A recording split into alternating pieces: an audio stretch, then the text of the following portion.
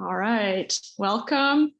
Sorry about the online only today. I'm trying to figure out if we just want to be online, or I don't know if we're allowed to do that. I did submit a request for a different room because I can't get internet in the other one, so that won't work. But I haven't heard back. So then I thought, instead of, going over there, oh, it doesn't work again, we would just do it here. And we just moved into this condo, and we bought it, but it's fully furnished. And so it has all this like art. Fun. Weird, but fun. So anyways, usually I just have like a white wall behind me. Thought it might be fun. Okay. So I realized I thought that the ad drop date was last Friday, but I think it's this coming Friday. I should confirm, but I think it's this coming Friday because I noticed that we had a couple more people join us. And so what I did was I changed the date for that Moodle poll that I posted. And I made it for this Friday at midnight. So if you could just let me know, I mean, it's not set in stone. It's mostly for kind of figuring out what size of room we need. If you plan on coming in person, then let me know. If you plan on being online, and if everyone ends up being online, it makes my schedule a little bit easier, because then I can just have a setup here at home and do it from here. But of course, you're allowed to join in person, so I want to accommodate that. But yeah, just kind of finding it a little bit tricky. So if you could do that course delivery mode poll, I don't know, I'm in the student view. Looks a little bit different. That would be great, because I extended it. And I also posted your first assignment, which is from the first week, which was really just an introduction to data that we'll build on, well, today too, but throughout the course. Yeah, so a couple of notes here. Let's see. The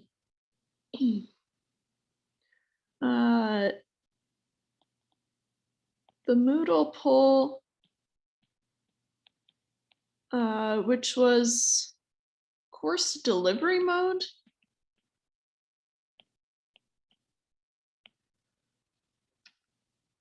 Has been extended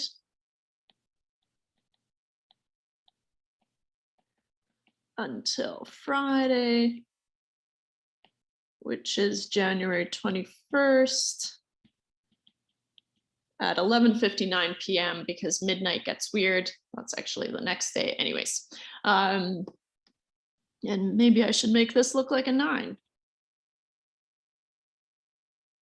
Close enough.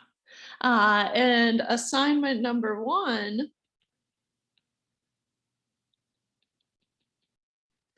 has been posted for you to practice the material we covered last week.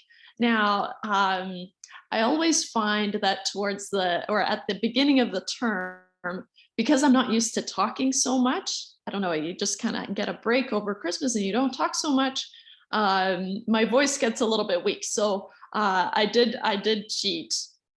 I guess it's still me talking, but it's from last term.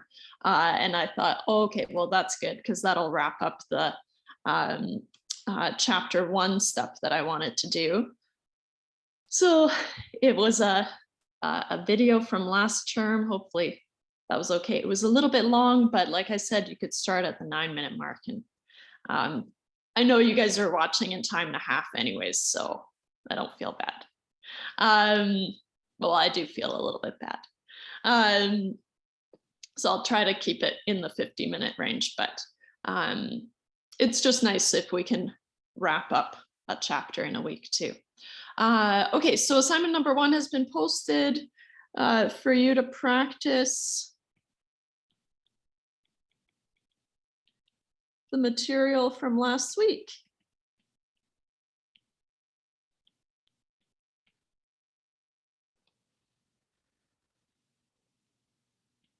Okay. I think you'll have, just as an assignment, so notes about the assignment.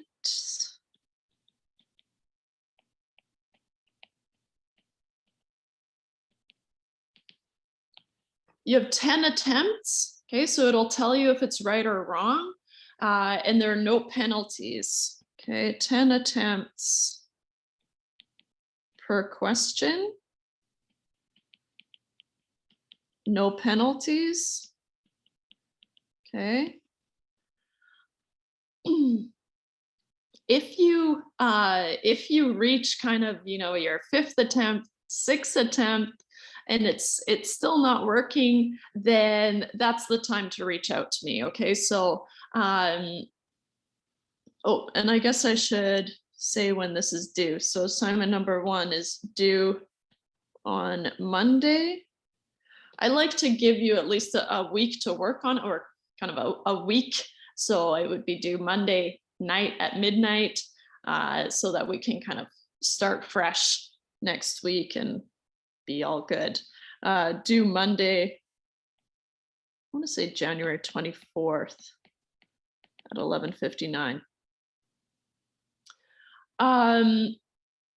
So it's sometimes it's a lot of multiple choice, and just as a general note, if you guys don't mind asking questions to everyone, then everyone can read it. Unless it's, you know, personal, then just send it to me. But the question was, is it multiple choice? It's not all multiple choice. So assignment 1 is mostly multiple choice. But in later on, when we're doing calculations and stuff like that, enter an answer. So assignment 1 is kind of easy. But yeah, so for multiple choice with 10 attempts, should be able to pull it off, right? So anyways, so you can have a look at it. You should be able to leave and come back to it and keep working on it. And if not, just let me know and I can fix that. Because the idea is that you should be able to leave and come back to work on it. So it's 10 attempts per question. Oops. And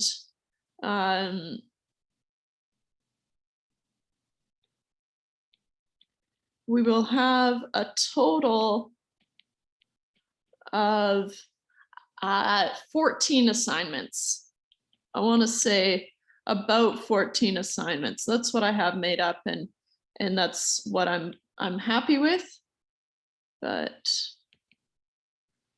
I might sneak one more in there, just so you know that there's kind of more coming, of course, and just a rough idea. That's roughly 1 per week, right? And so so just keep that in mind. Okay, you will have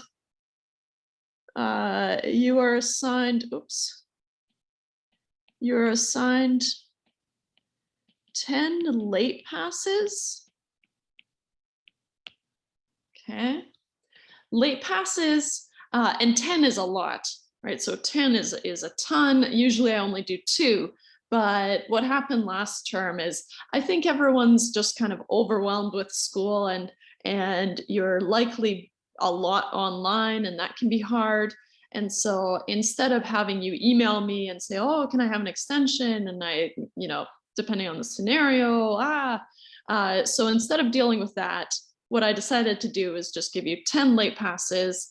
And what a late pass does is you have to apply it before the due date. You must apply, oops. You must apply the late pass. And I think you can do more than one. The late pass is potentially. You must apply the late pass. That got French. I'm not French. Passes before the due date.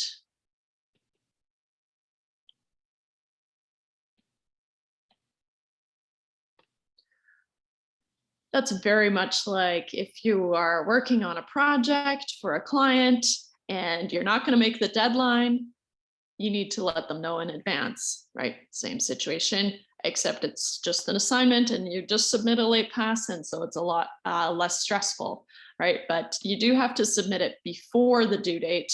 And each late pass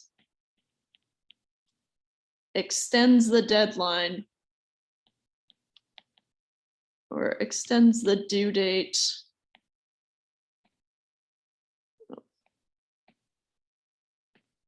by 24 hours.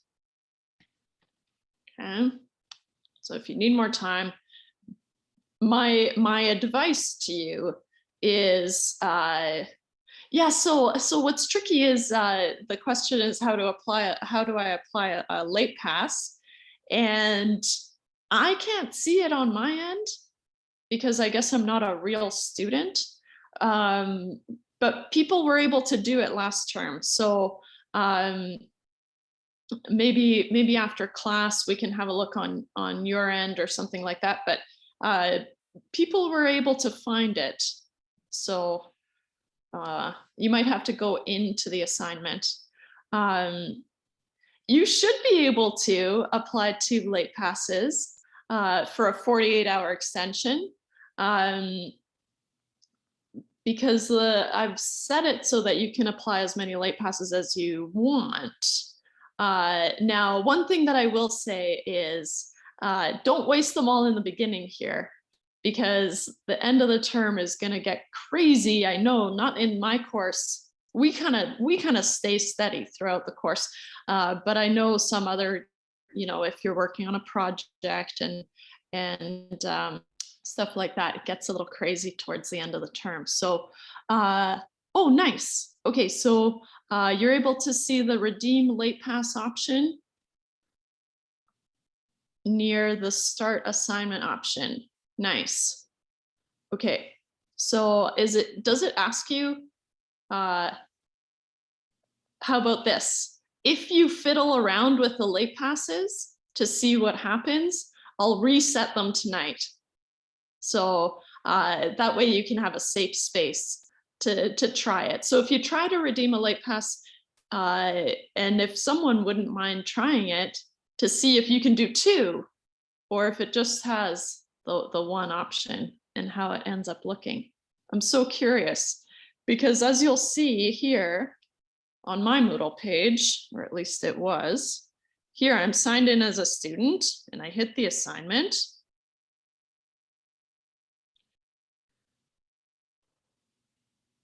And it doesn't do anything. I think this is kind of what was happening before anyways. Okay, so so it just kind of complains and says that I'm not a real student and it doesn't know what to do with me. So fair enough. Hey, but now it won't let me go anywhere. Rote.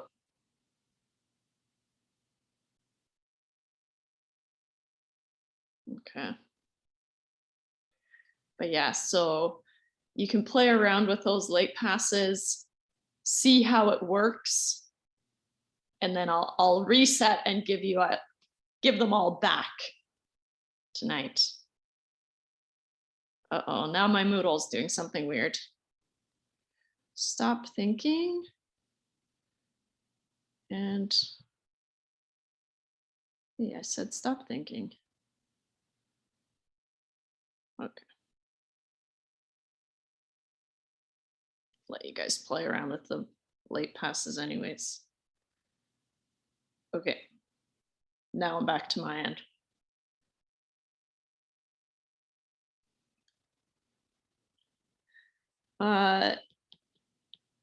You can play around with the late passes.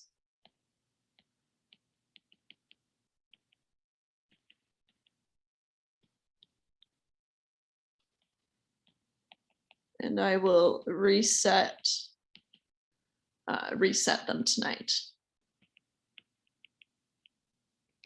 So now is kind of your time to stress-free apply it, see how it works. And I'm curious to know if it'll let you specify how many. You should be able to apply more than one for a 48-hour extension. Okay, good. All right. Well, it's a lot of notes about the assignments. Yikes. All right. So, as a sort of a brief review from last week, there's a lot that we covered. Things like data collection, right? So we have to have a random sample. Why? Because we're trying to learn about the population, and the only way to make sure that our sample is representative of our population is through a random sample, right? So it's kind of this chain link conditional thing. Okay, so that's kind of the end of, I think, all the administrative stuff that I wanted to do. Okay, so let's do a little bit of review, not too much, but a little bit. And once you try that assignment, you'll kind of see what's expected. One more thing.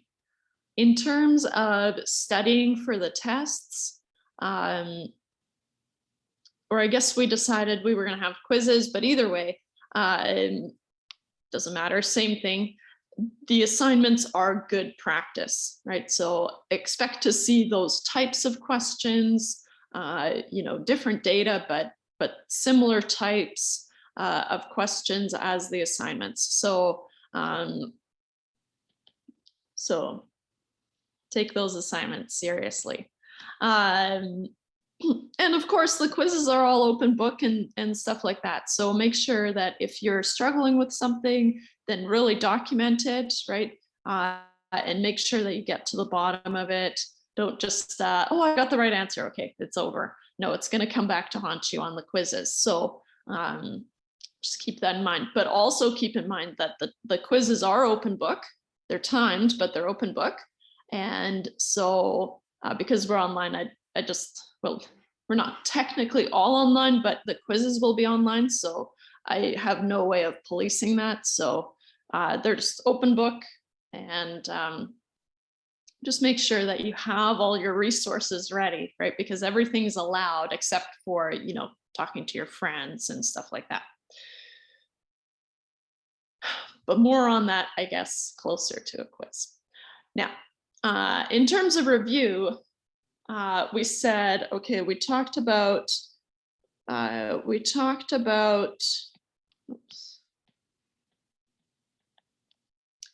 the different types of variables. Specifically, we're going to differentiate between a numerical variable and a categorical variable. And we talked about all the different terminology, but I'm going to stick with that terminology. Okay, and then just it's up to you to make that connection. Quantitative, qualitative, especially if you are in the biology portion of this course. Because it's cross-listed, and so it is a biology stats section as well. And I think they often prefer quantitative, qualitative. So that's just something for you to keep in mind. But we talked about different variables, specifically numerical, and categorical.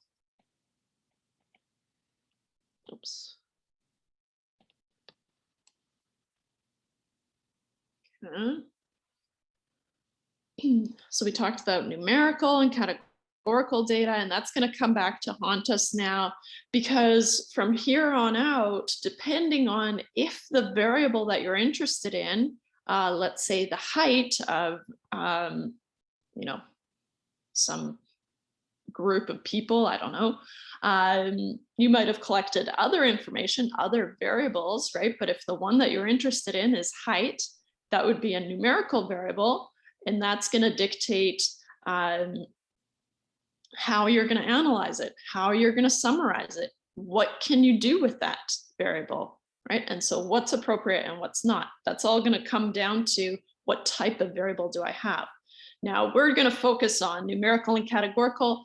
Of course, we can go deeper, but I'll leave that for a later course. How about that? Okay, so we talked about different variables, and we also discussed, feel like it wasn't us, it was me and you, but not currently. So it feels a little bit discombobulated, but I know that you watched the video where I discussed data collection. So we also discussed data collection and the importance of collecting a random sample, or rather collecting a sample which is representative of the population. Oh, can't write at all. The desk here is like super small, so I'm a little bit cramped, but anyways, it's my problem, not yours. I'll make it your problem. No. Which is representative of the population, right? Because ultimately we're really trying to learn about the population.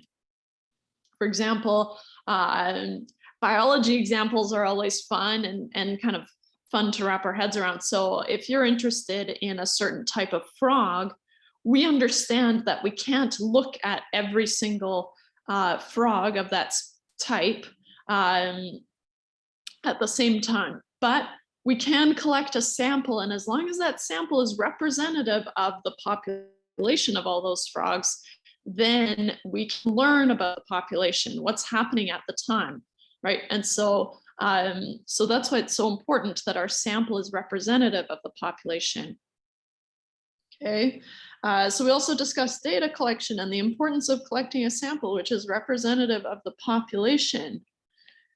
We ensure this by collecting a random sample. Right, we talked about different techniques of collecting. There are fancier random samples that we could collect, but in general, as long as we have a random sample, then we can go ahead and assume that our sample is representative. I'm going to end our review there. Trying to remember what the section is called. I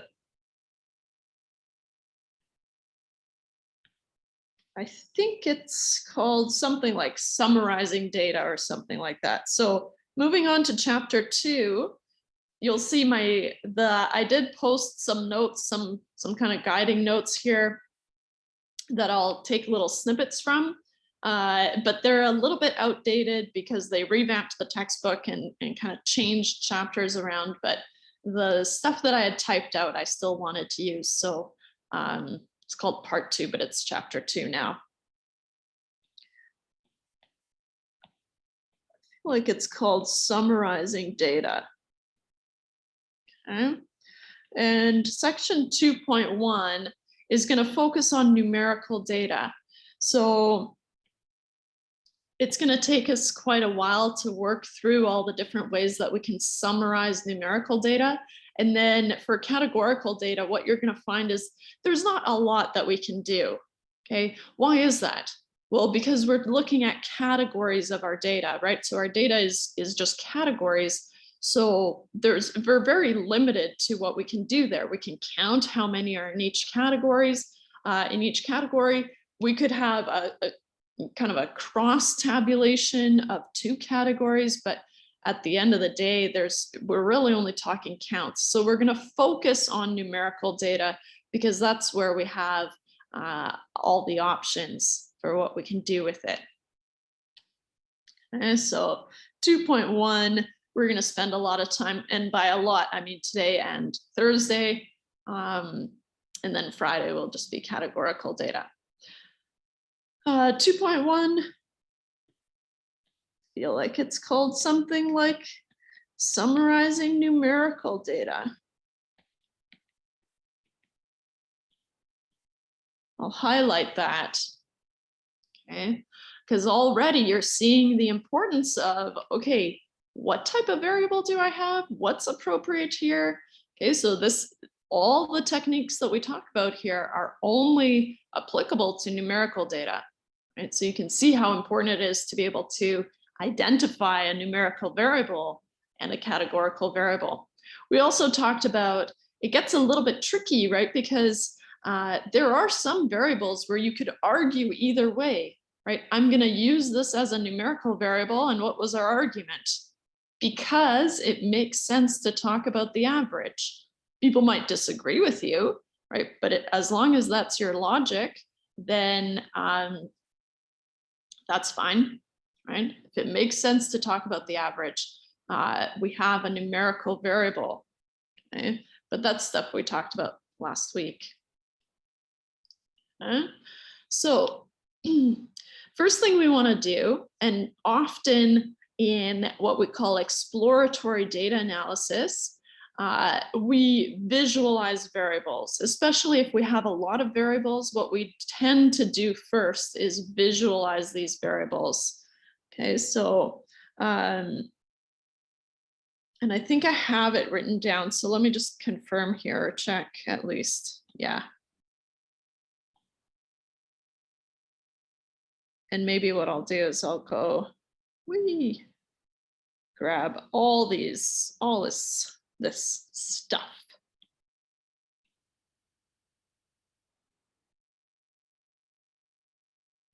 Okay.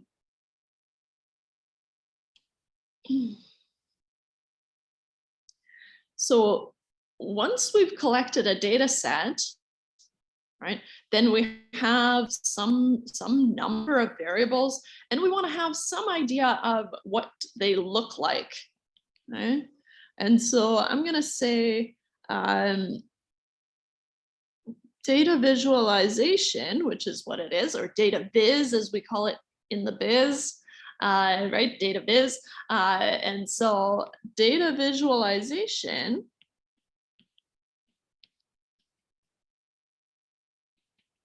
is often the first step in exploratory data analysis. Exploratory data analysis. Right?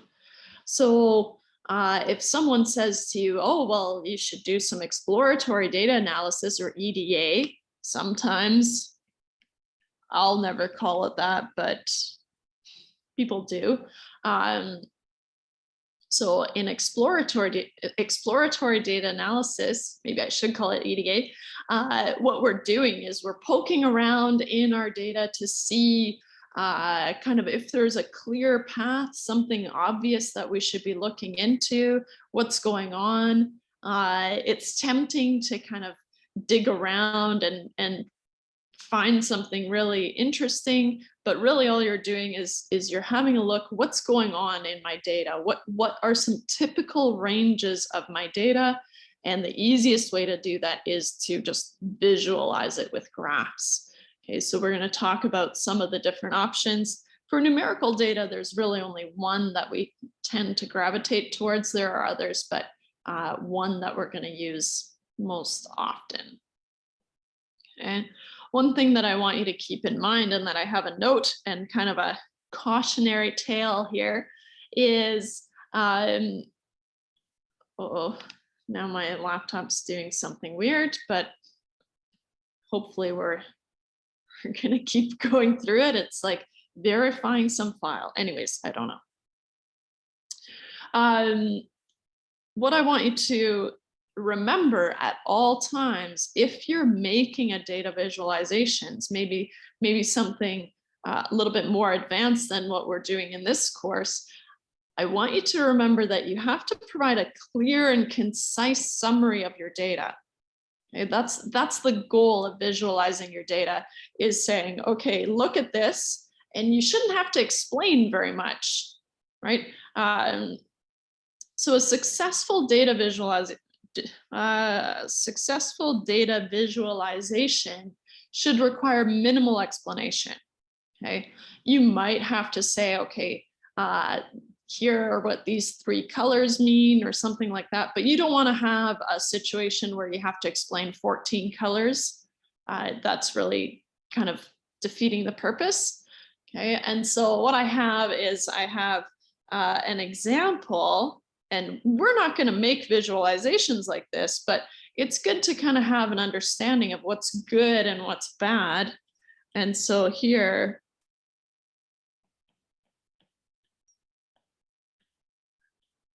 if I just give you the title, Facebook connections, of course, this is an old image, but leave it to Facebook and Twitter and all those guys to come up with kind of very nice data visualizations.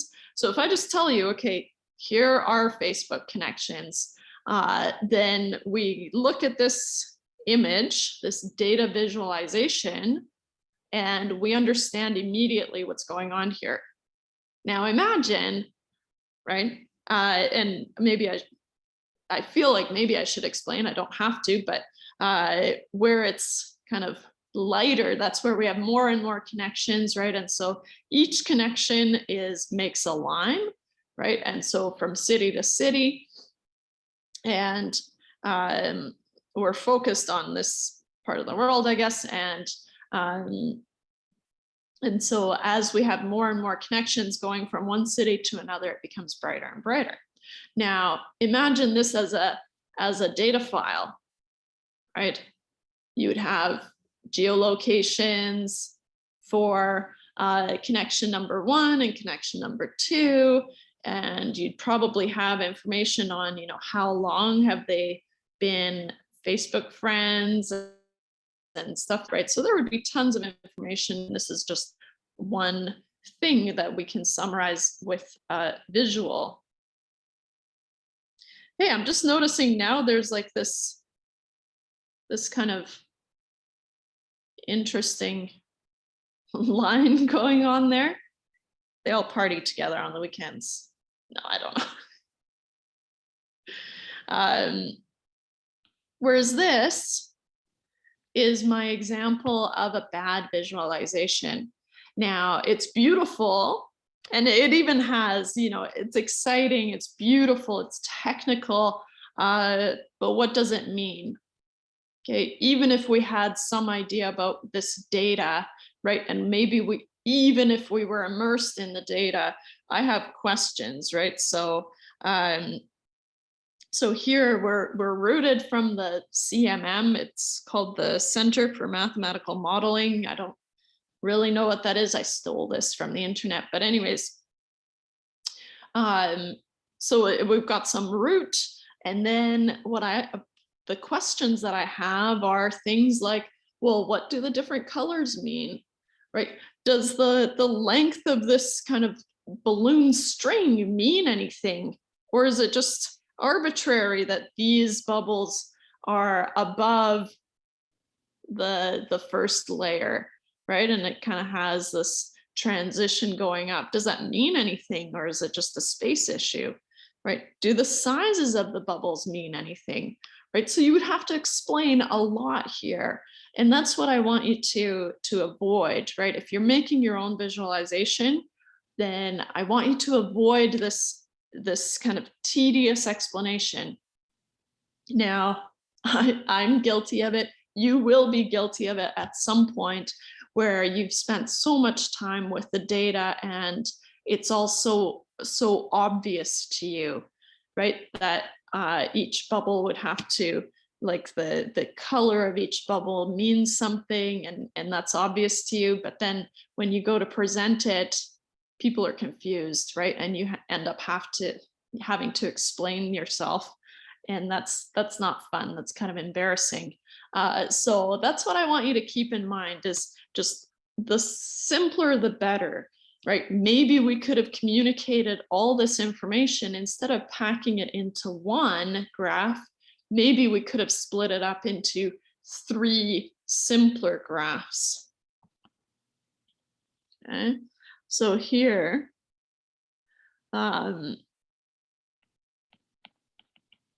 consider breaking up one complex graph into 2 or 3 smaller graphs.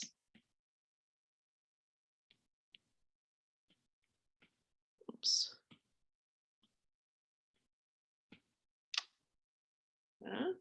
So that's just something to keep in mind when you get to that point of data visualization and including it in your reports. Okay. We're not going to be dealing with anything like this quite yet, or really ever in this course. But if you come to Stat 240, then we'll look at some kind of heavy dutier visualizations. But for now, what we're going to do is, for numerical data, we're going to summarize it and we're going to visualize it with something called a histogram.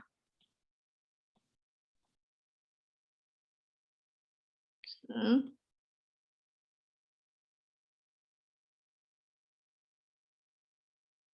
I'll bring this all in here. Trying to find my page break. There it is.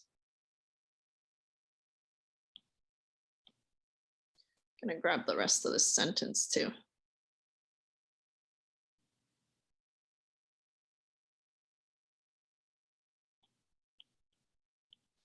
Why not?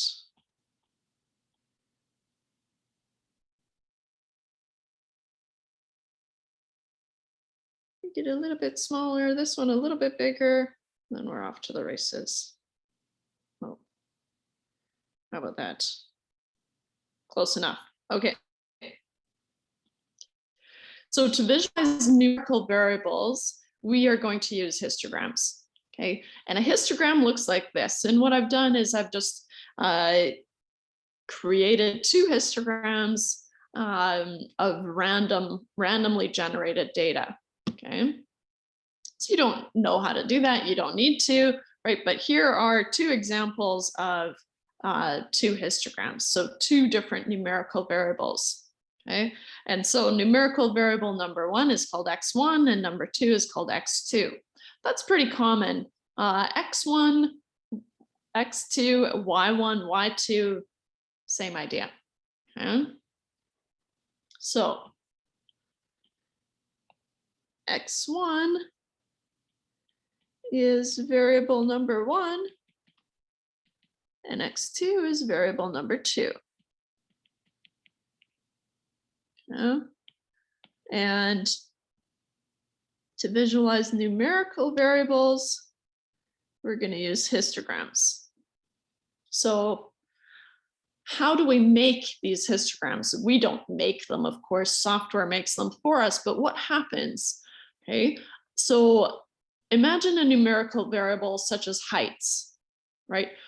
Or maybe let's think about a variable that ranges between 10 and 40. Let's see here. Maybe the cost of a meal. Let's say that. How about x1 is the cost of a meal, right? So then you have a column, right, in your data set of the cost of each meal, right? And what we see when we make the histogram is it ranges between $10 and $40, let's assume. Okay, but what the software does when it generates this histogram is it takes and it breaks up the data into bins. Okay, so this is what we call a bin. And we can specify the bin width, right? So here it has decided that the bin width is going to be 10 to 15. Okay, so the bin width is going to be 5, right? And it would have to be the same for each of these.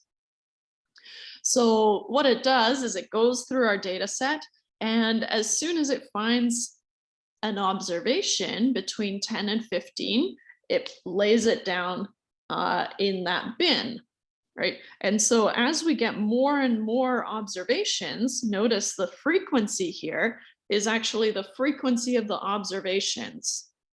Okay.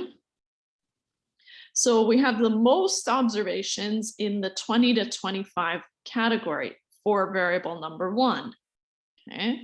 And so we can fix the bin width, we can change it to something other than 5.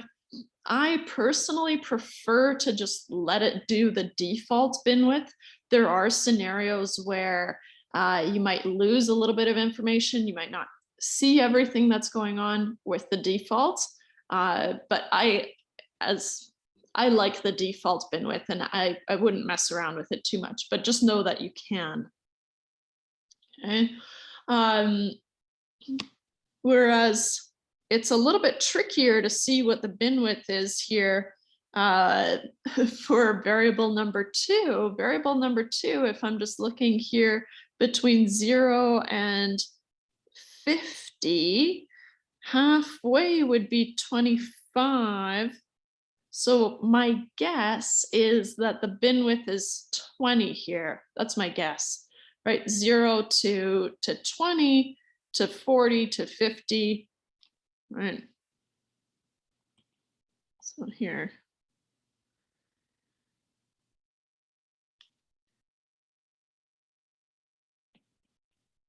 Bin width is likely, 20, right? Not 100% sure, but it looks like it's 20.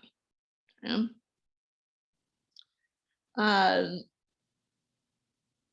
So you can have different bin widths, right? Because here, this bin width, it's easier to tell that it's 5, right? So depending on the data, software will adjust your bin width.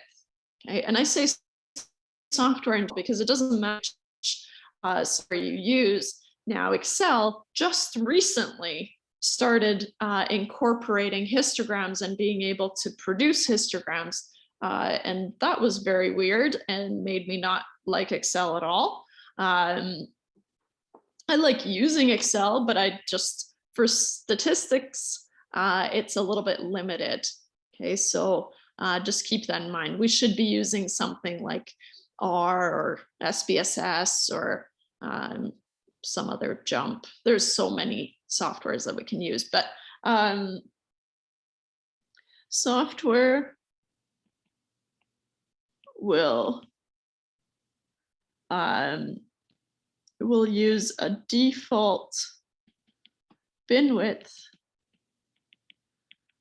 determined by the data.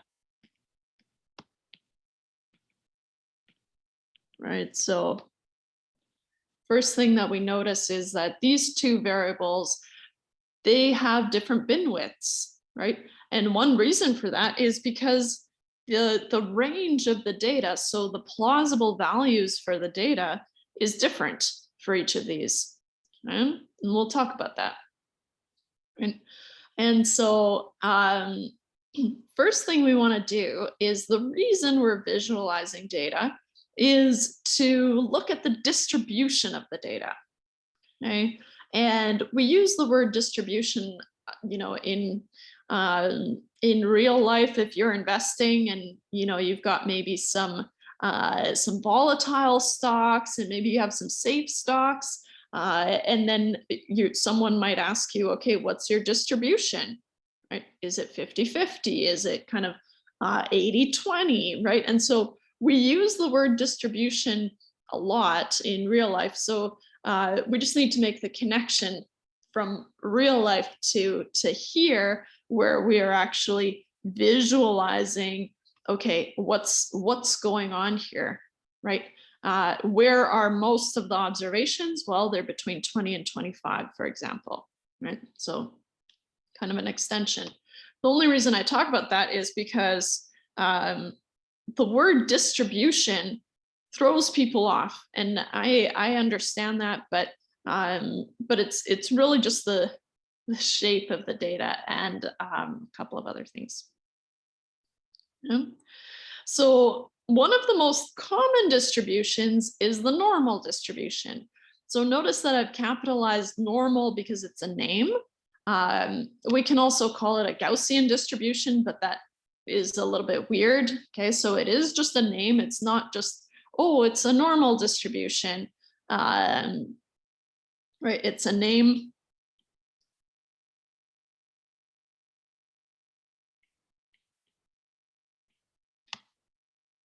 Okay. So the normal distribution, I tend to capitalize it. Sometimes I get sloppy and I don't capitalize it. You don't have to capitalize it. I tend to capitalize it to emphasize that it is a name. Okay. So what is the normal distribution? Technically, a normal distribution has a single mode. Now, a mode is a peak of a distribution. So a single peak and is symmetric, but there's a little bit more than that. Okay, so in general, a normal distribution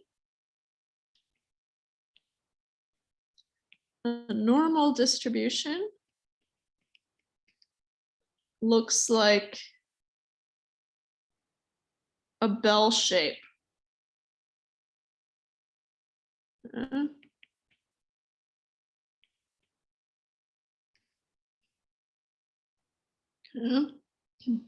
So what we find is, okay, the single mode, fine. So the single mode, so it has one peak about here. Okay. And it's symmetric, right? And it's symmetric. Well, because this looks the same as this. And I shouldn't have done, I should bump this up just a smidge because I'm going over the page and it will get lost, but there. Okay.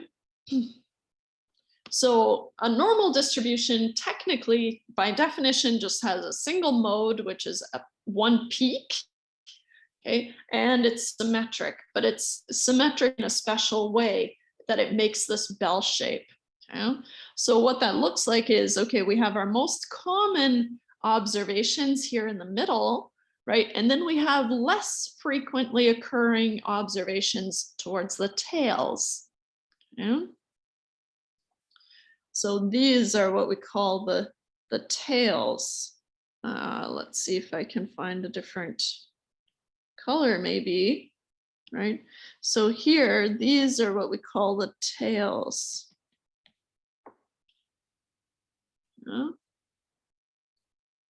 Just for some terminology where I'm going to talk about the distributions. Now, what our job is one, we need to be able to make the histogram. Okay, that's actually not that hard. I'll show you how, but it's not difficult. Okay, but the tricky part can be describing this histogram. Okay, describing this distribution. So I want to kind of narrow things down. And so to describe a distribution, you'll need to discuss three things, and you have to talk about all three things, otherwise you haven't described the distribution completely, okay?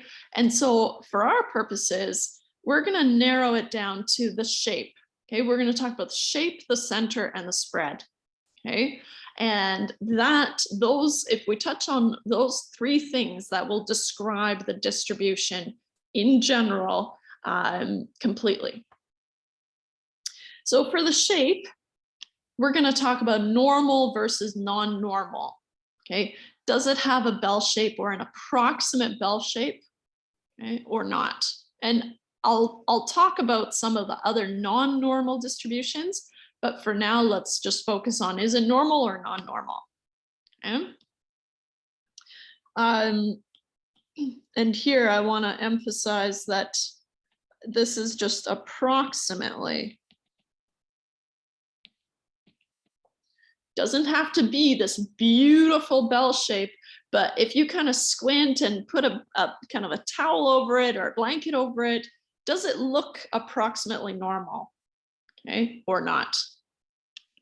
So that's going to be the goal, is just to kind of not be so critical and just say, okay, it looks approximately normal.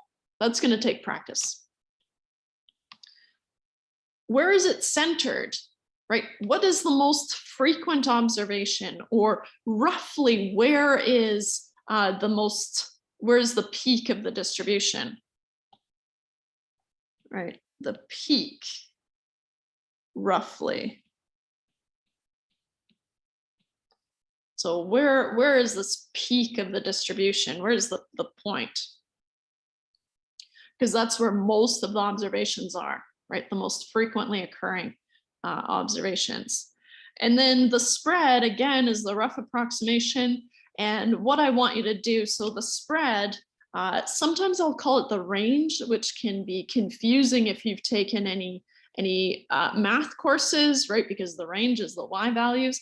But what I mean in this case is the range from smallest to largest. Okay. Min and max, roughly, again. Approximately, okay? Are we in the, is the minimum roughly 0, or is the minimum roughly -50, right? Something like that. Yeah. So when we're gonna have numerical measures that actually tell us what exactly is going on here, but when you're describing a distribution, we only need to talk about these distributions in general, okay? And I can't remember, let me just check here. Okay.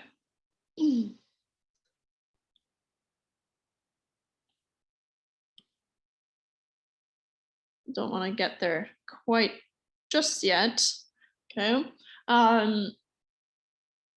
So let's go through both of these distributions and let's describe them.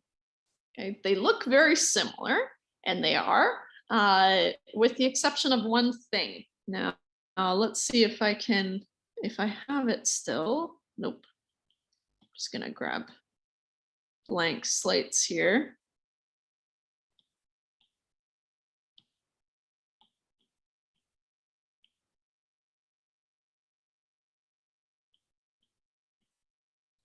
So as kind of an exercise here, describe the distributions of x1, and I guess I did it without kind of warning you, but I often will use little subscripts here, but I shouldn't, of x1 and x, oh, I did it again, 2. Habits that are hard to break. Okay, so if we look at x1, the distribution of x1 versus the distribution of x2, in terms of the shape, both of these shapes are approximately normal, right? x2 looks more normal than x1, granted, but approximately normal kind of allows for a wide range. So here, in terms of the shape, looks like that, right? If I just kind of close my eyes a little bit and kind of drape some sort of blanket over top, both of these look approximately normal. Okay? So in terms of the shape,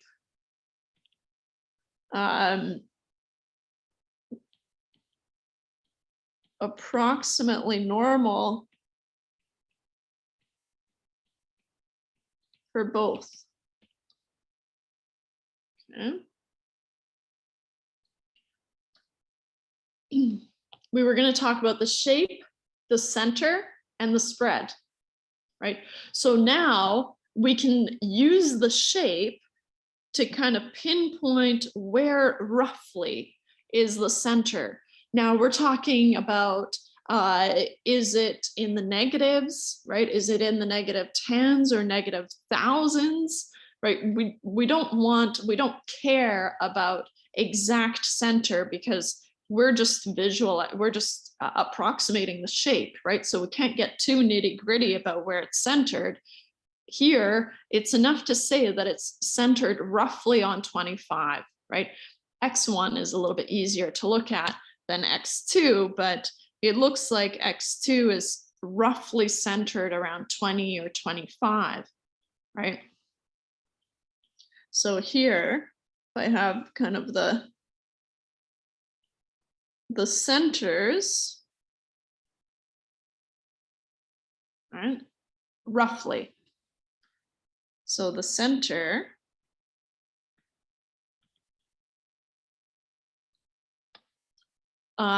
both are centered around 25.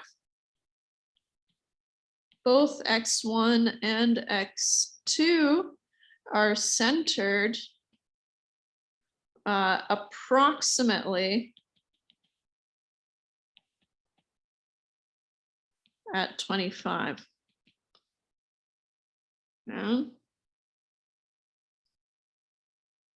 Okay, so far we have the same description for both of these distributions, but when we look at the range or the spread, right, that's where things are different.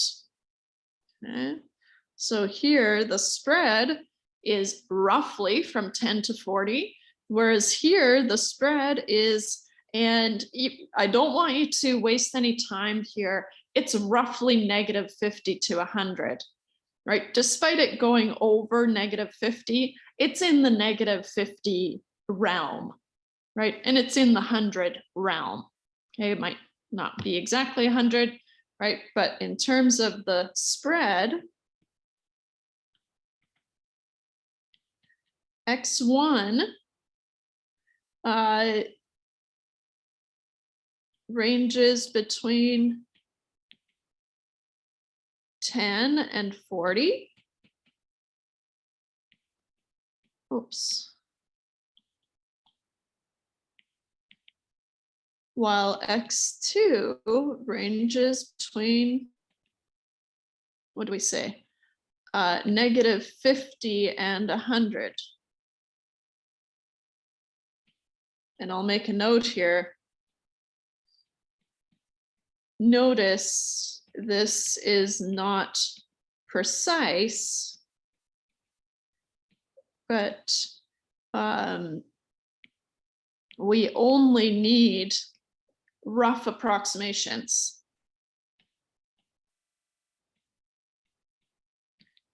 Approximations when we first summarize our data, right? When first summarizing our data.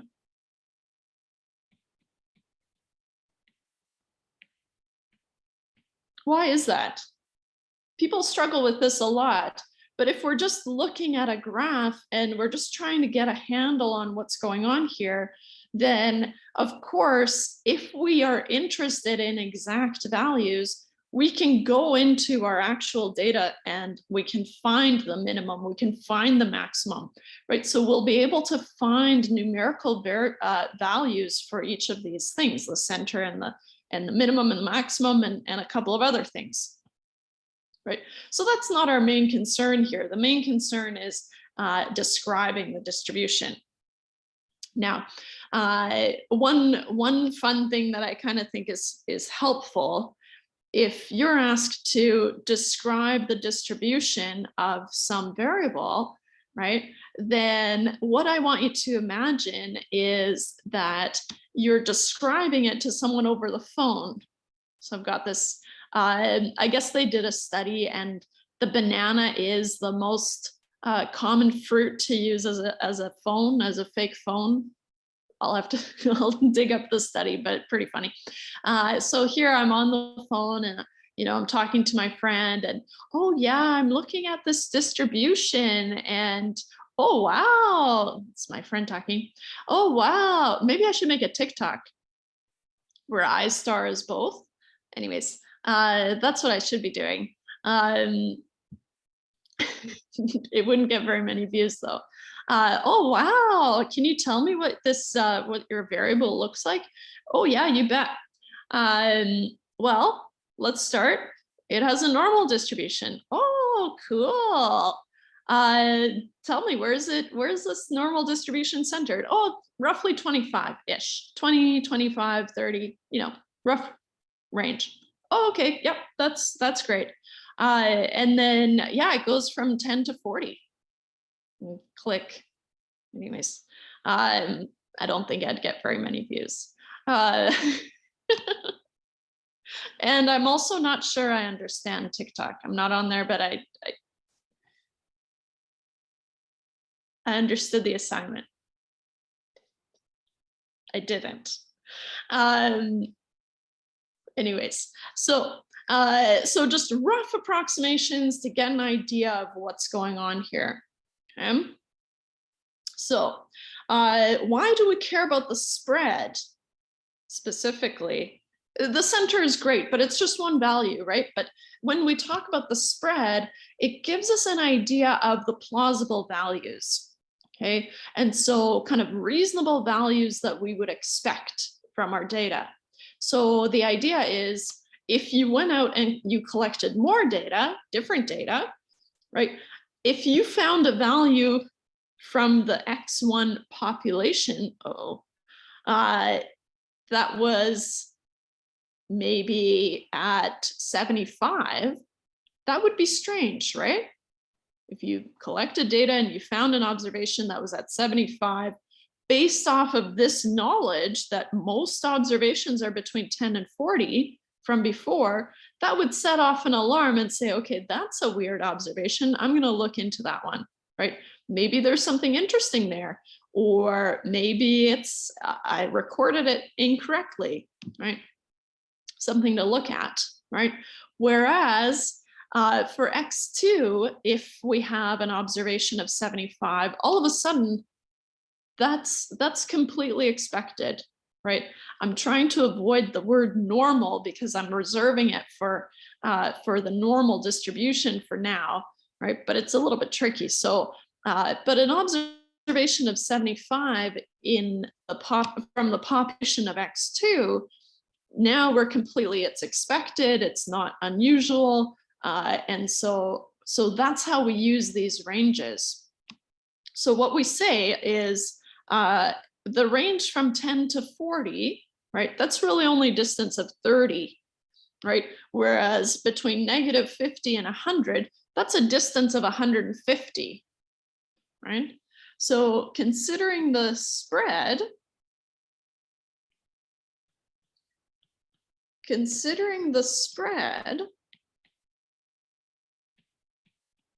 of X1 is roughly 30, and the spread of X2 is roughly 150, right? From negative 50 to positive 100, we cross that 0, so it gets weird, but we say X2 has more variability,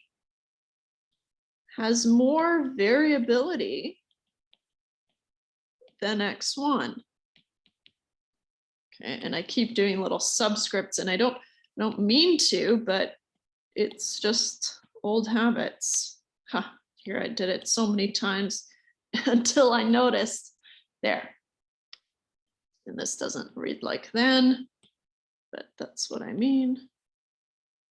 Then X1. Okay. So here, this is the first time that we introduce that word variability. Now, we've already talked about variables, right? So a variable is the kind of the header of information that we've collected, right? And now we're going to talk about the variability of a variable. Gets kind of tricky, right? But the variability is just what is the plausible range of values, right? The variable, oops, can't write in a highlighter, although it would be fun. The variability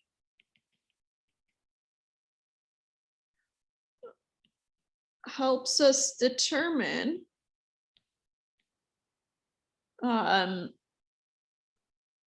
a range of plausible values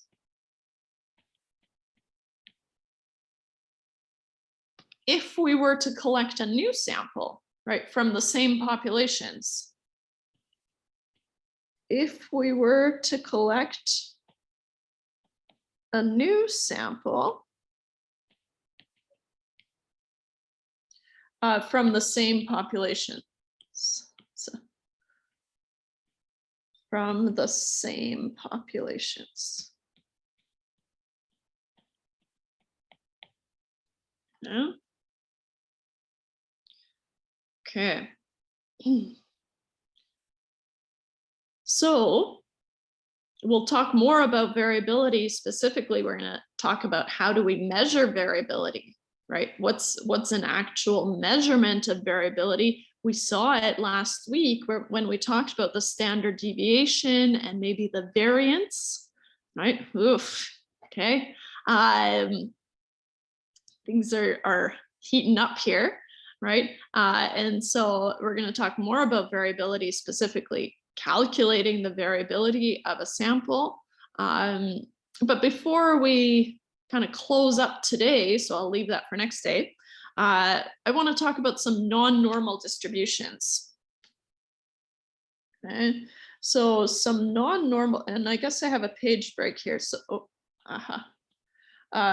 it's going to look weird now, but what you'll find is there's a page break here because it goes a little bit longer. And so I am putting it on a fresh page, but it's going to look smushed for now. Just heads up. So some non-normal distributions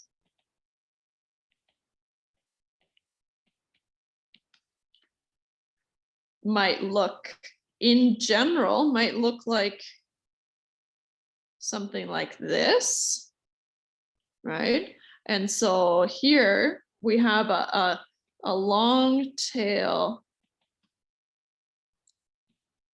to the right. Okay. So there's still just one mode. Okay. One mode,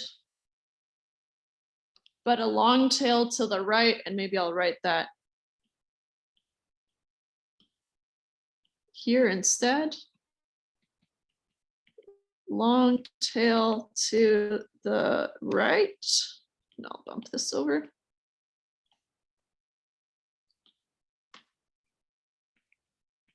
To the right,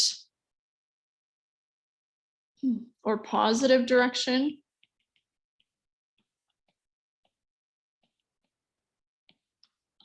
Okay. We're going to call this skewed to the right.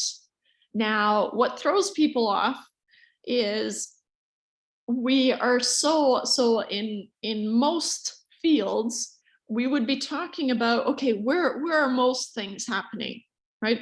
But in statistics, we have to change it, right? What we're concerned with in statistics are these extreme values, right? Oh, what are these interesting little guys doing over here? Right. And so it's always skewed in the direction of the tail in statistics. Well, in always. Right. So this is skewed to the right, or a positive skew, if you prefer. I prefer to talk about skewed to the right, skewed to the left. Spoiler alert. Right. But you could also talk about a positive skew, and maybe for the first few times, I should write it properly. Okay. So again, we can have the similar situation where we have kind of this bulb, and we have a long tail going to the left now, and we still have one mode, right? But this would be skewed to the left or a negative skew. Okay.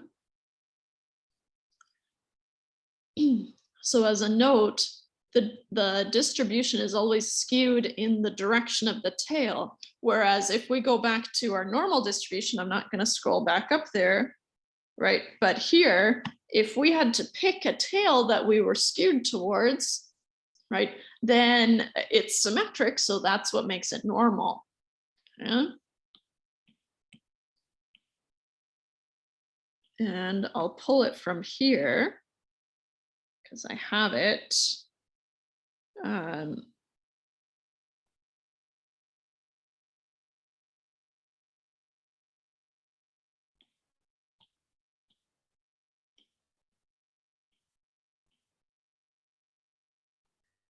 So I'm going to highlight here. Distributions are skewed in the direction of the tail. Okay. Now we can talk about bimodal distributions or even multimodal distributions, but in general, they have to be very, very distinct. So bimodal distributions, if you just kind of sit down and break up the word, right? Bi means two, modal must mean two modes, right? And so bimodal equals two modes, and it's going to look something like this.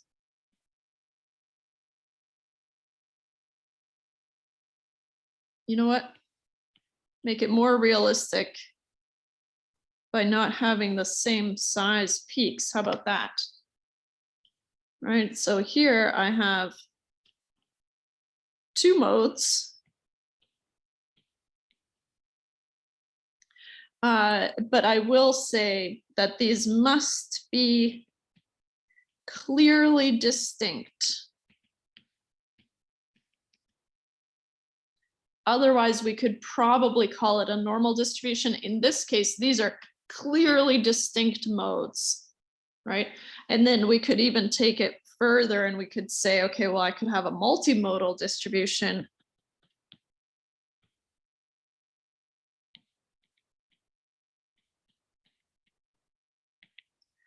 Is just more than two modes. It's very unlikely, right? It would look something like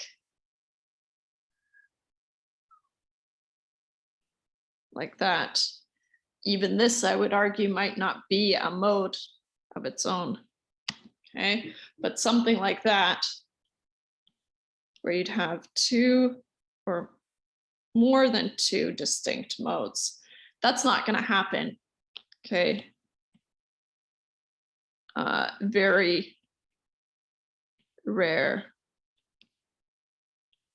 Okay. So what I want to talk about, because if you have a clearly bimodal distribution, yeah, then what happens is, let's see here. I wanted to make this like a thinking cloud there. If you find a bimodal distribution, it's likely that two groups have been combined when they should be analyzed separately. Okay, so that's just a kind of a stopping point that I want you to incorporate is, okay, if I see something that's clearly bimodal, it's likely that I've combined two groups that should be analyzed separately. Because if we pull this apart, it sure looks like we would have two approximately normal distributions, right? And we would consider them separately and probably gain more information that way. So, good. So we're going to talk about numerical measures next day, but I think this is a good place to stop today. If you have any questions, let me know. Otherwise, I'll keep you guys posted on if we have a room, but I know a lot of you are joining in online anyways, so I'll see you here regardless. All right. See ya.